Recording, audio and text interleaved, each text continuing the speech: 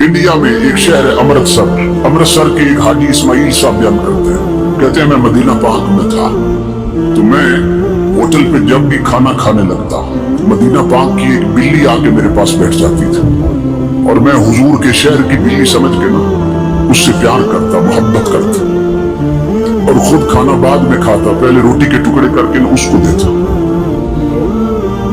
यूं ही मेरा वक्त गुजर रहा था। जब भी खाना खाने लगता बिल्ली आ जाती और मैं उसकी खिदमत करता।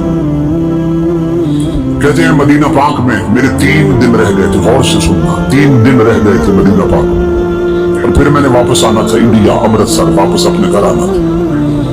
तो मैंने दस्तरखान लगाया ना होटल पे, बस में मामूल बिल्ली आके पास बैठ गई। मैं रोटी के टुकड़े करने लग गया और मैं दिल में सोचने लग गया कि ये बिल्ली मुझसे मानूस हो गई है,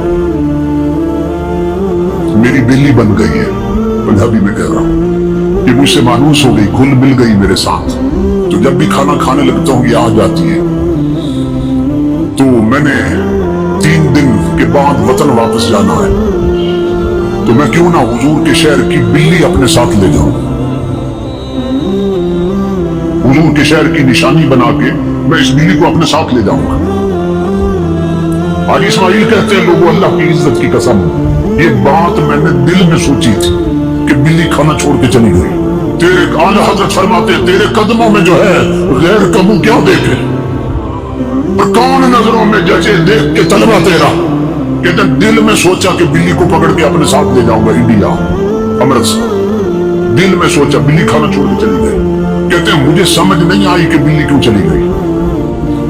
मस्जिद नबवी में आजान हुई जोर की, मैं नमाज पढ़ने गया। मेरा मामूल था कि हर नमाज के बाद हुजूर की जालियों पे ना मैं सलातो सलाम पेश करता था, फिर पलट के आता था, हर नमाज पर सलाम पेश करता था।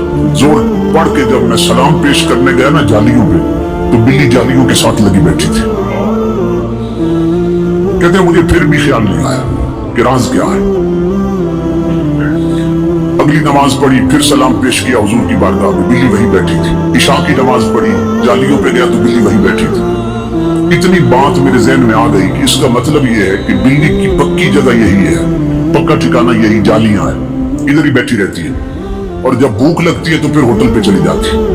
कहते हैं मैंने ही अंदाजा लगाया।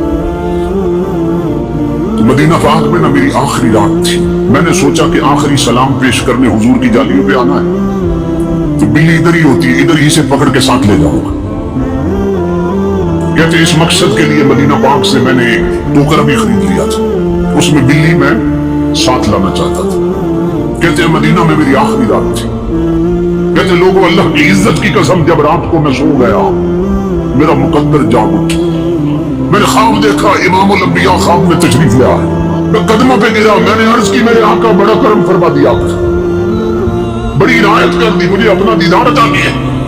इमामुल अंबिया ने फरमाया हाजी इस्माइल तू इस लायक नहीं था कि तुझे दीदार कराया जाता, मगर मुझे आना पड़ा। हुजूर ने फरमाया, मैंने अर्ज किया आका कैसे तशरीफ लाए। इमामुल अंबिया ने फरमाया हाजी इस्माइल खबरदार, खुद जा सकते हो, मेरे मदीने की बिल्ली नहीं ले जा सकते हो। हाजी इस्माइल कहते हैं मैं ख्वाब में कदमों पे गिरा।